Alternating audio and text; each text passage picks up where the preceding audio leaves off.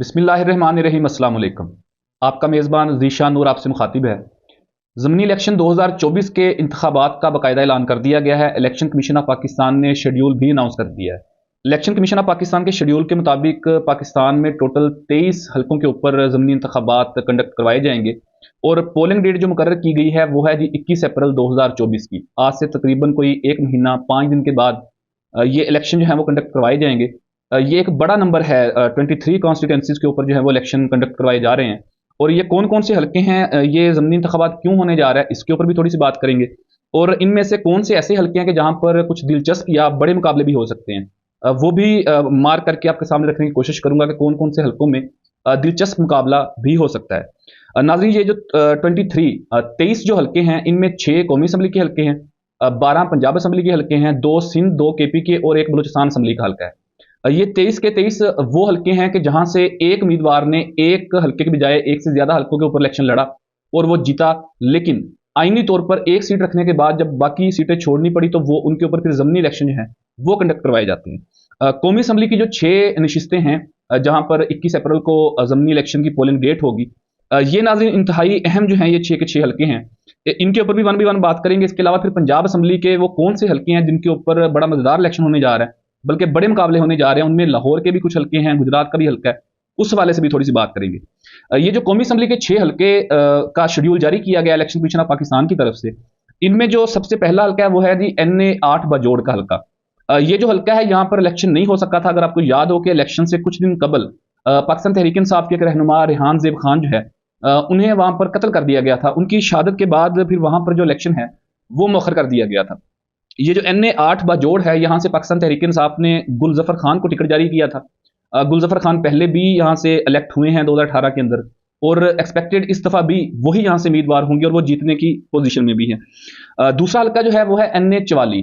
ये NA44 जो हल्का है ये डेरा इस्माइल खान का हल्का है। यहाँ से पाकिस्तान तहरीक इंसाफ के रहनुमा अली मीन गंडापुर ने इलेक्शन लड़ा था और आपको पता होगा कि उन्होंने सूबाई असम्बली का भी इलेक्शन लड़ा था और सूबाई असम्बली और कौमी असम्बली दोनों सीटें जीतने के बाद उन्होंने सूबाई असम्बली की नशिस्त अपने पास रखी थी और उसी बुनियाद के ऊपर वो वज़ीर आला KPK भी बने हैं।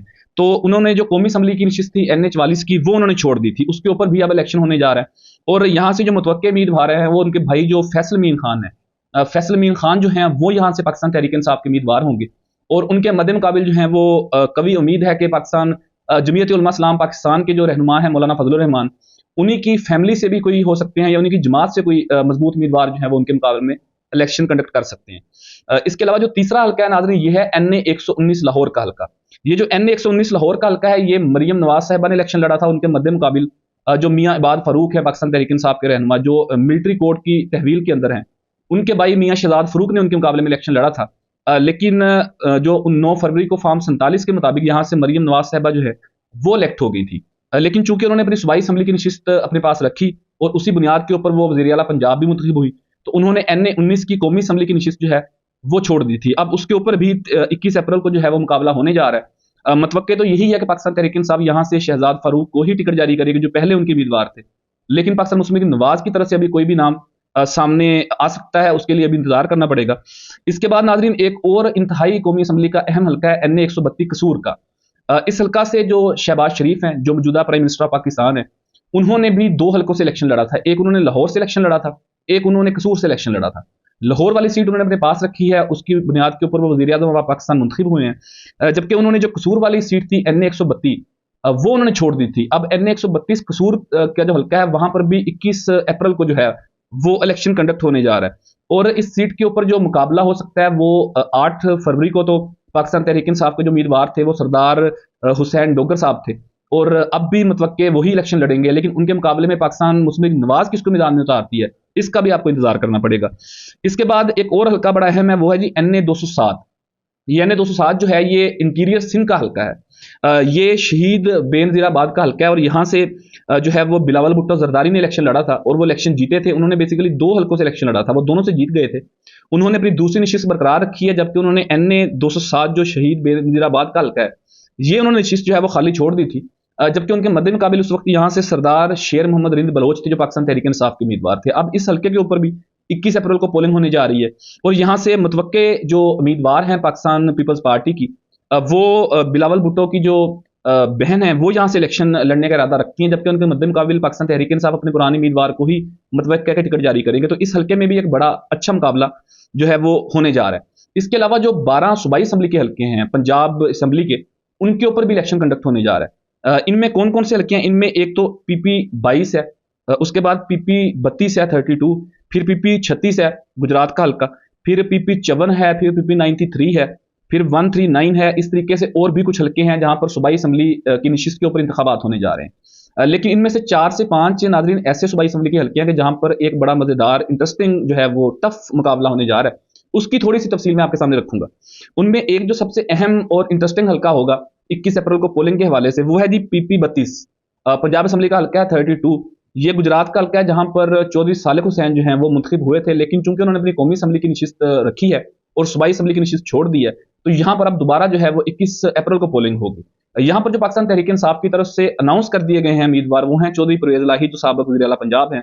पाकिस्तान तहरीक इंसाफ ने उन्हें यहाँ से उम्मीदवार अनाउंस कर दिया, लेकिन पाकिस्तान मुस्लिम लीग नवाज की तरफ से भी इंतजार किया जा रहा है कि वो यहाँ से किसको मैदान में उतारने का फैसला करते हैं। लेकिन ये इंतहाई इंटरेस्टिंग इलेक्शन होगा, क्योंकि परवेज इलाही पहले भी यहाँ से मुंतखब होते रहे हैं और 8 फरवरी को भी फार्म 45 के तहत वो यहाँ से मुंतखब हो चुके थे, लेकिन वही फार्म 47 में रिजल्ट तब्दील कर दिया गया। तो ये एक इंतहाई अहम जो हल्का है, यहाँ पर एक बड़ा टफ कंपटीशन होगा और बड़ा मजेदार इलेक्शन जो है वो 21 अप्रैल को देखने को मिलेगा। इसके बाद एक और बड़ा इंटरेस्टिंग हल्का सूबाई असम्बली का, ये है जी PP 158। ये लाहौर का हल्का है, यहाँ से शहबाज शरीफ मुंतखब हुए थे, लेकिन उन्होंने ये सीट छोड़ दी है। और 8 फरवरी को जब मुकाबला हुआ था, तो उस वक्त शहबाज शरीफ के मुकाबले में जो पाकिस्तान तहरीक इंसाफ के उम्मीदवार थे वो यूसुफ मियो साहब थे, और अभी भी पाकिस्तान तहरीक इंसाफ ने उन्हें ही अनाउंस कर दिया है बल्दियाती ज़मीनी इंतखाबात के अंदर। तो अब जो 21 अप्रैल को पोलिंग होगी, तो उस वक्त पाकिस्तान तहरीक इंसाफ के मुतवक्किल उम्मीदवार जो है वो यूसुफ मियो साहब हो सकते हैं, लेकिन देखेंगे पाकिस्तान मुस्लिम लीग नवाज यहाँ से किसको मैदान में उतारती है। इसके बाद इससे तकरीबन अगला हल्का जो है PP 164 है। ये भी इंतहाई अहम हल्का है। यहाँ से भी शहबाज शरीफ साहब ने खुद इलेक्शन लड़ा था और वो जीत गए थे, और उन्होंने ये भी सीट छोड़ी है, और यहाँ पर भी अब 21 अप्रैल को जो है वो पोलिंग होगी। और यहाँ से मतवक्के जो उम्मीदवार हैं पाकिस्तान तहरीक इंसाफ के, वो यूसुफ अली हैं। उनके मुकाबले में मुस्लिम लीग नवाज किसको टिकट जारी करेगी, इसका भी इंतजार करना पड़ेगा। इसके अलावा एक और ही लाहौर का बड़ा इंपॉर्टेंट, एक बड़ा इंटरेस्टिंग हल्का है PP 147। यहाँ से हमजा शहबाज ने इलेक्शन लड़ा था, और उन्होंने कौमी असम्बली की नशिस्त पर भी इलेक्शन लड़ा था। वो कौमी असम्बली की नशिस्त उन्होंने अपने पास रखी, लेकिन जो सूबाई असम्बली की नशिस्त थी वो उन्होंने छोड़ दी थी, और अब उसके ऊपर भी 21 अप्रैल को इलेक्शन जो है वो कंडक्ट होने जा रहा है। लेकिन नाज़रीन, जो 8 फरवरी को इलेक्शन हुआ था, उसमें PP 147 के ऊपर हमजा शहबाज का मुकाबला था पाकिस्तान तहरीक इंसाफ के मोहम्मद मदनी के साथ। और अभी भी मतवक्के जो पाकिस्तान तहरीक इंसाफ के उम्मीदवार मोहम्मद मदनी हैं वही हो सकते हैं, लेकिन उनके मुकाबले में मुस्लिम लीग नून के उम्मीदवार का भी इंतजार करना पड़ेगा। उनकी तरफ से जो अनाउंसमेंट आएगी फिर वो आपके सामने रखेंगे। लेकिन ये भी एक बड़ा मजेदार और दिलचस्प इलेक्शन 21 अप्रैल को होगा। इसके अलावा एक और हल्का जो है वो PP 149 है। यहाँ से जो अलीम खान है IPP के रहनुमा, वो यहाँ से इलेक्ट हुए थे और कौमी असम्बली की नशिस्त पर भी इलेक्ट हुए थे। कौमी असम्बली की नशिस्त उन्होंने रखी और उसके बुनियाद के ऊपर वो वफाकी वजीर भी बने हैं प्राइवेटाइजेशन के, और उन्होंने ये सूबाई असम्बली की नशिस्त PP 149 छोड़ दी थी। अब इसके ऊपर भी जो है वो 21 अप्रैल को एक बड़ा मजेदार इलेक्शन होने जा रहा है। और यहाँ से जो पाकिस्तान तहरीक इंसाफ के उम्मीदवार थे वो हाफिज निशान रशीद थे, और अभी भी मुतवक्के है कि उन्हें ही पाकिस्तान तहरीक इंसाफ टिकट देगी और वही पाकिस्तान तहरीक इंसाफ के सपोर्टेड कैंडिडेट होंगे। लेकिन उनके मद्दे मुकाबिल IPP से कोई उम्मीदवार आते हैं या मुस्लिम लीग नून की तरफ से कोई उम्मीदवार आते हैं, इसका भी आपको इंतजार करना पड़ेगा। इसके अलावा नारोवाल का भी एक हल्का है, रहीम यार खान का भी एक हल्का है, DG खान का भी एक हल्का है। इस तरीके से टोटल जो है वो 32 हल्कों के ऊपर जो है वो कौमी और सूबाई के इलेक्शन जो है वो 21 अप्रैल को होने जा रहे हैं। लेकिन इंटरेस्टिंग बात यह है कि क्या इस दफा पाकिस्तान तहरीक इंसाफ के जो उम्मीदवार हैं वो बल्ले के निशान के साथ जा सकेंगे, क्योंकि अभी इंट्रा पार्टी इलेक्शन भी उन्होंने करवा लिए हैं और वो इलेक्शन कमीशन ऑफ पाकिस्तान में सबमिट भी करवा दिए हैं। अब देखना यह है कि इलेक्शन कमीशन ऑफ पाकिस्तान उनके इंट्रा पार्टी इलेक्शन कबूल करता है या पहले की तरह रिजेक्ट करता है। अगर वो कबूल कर लेते हैं तो फिर पाकिस्तान तहरीक इंसाफ के ये जो 22 के करीब उम्मीदवार होंगे ये बल्ले के निशान के साथ ही इंतखाबात के अंदर जाएंगे। अगर ऐसा नहीं होता तो फिर देखना पड़ेगा कि वो तमाम आजाद हैसियत में जाते हैं या वो सुन्नी इत्तेहाद कौंसिल के प्लेटफॉर्म से जाते हैं।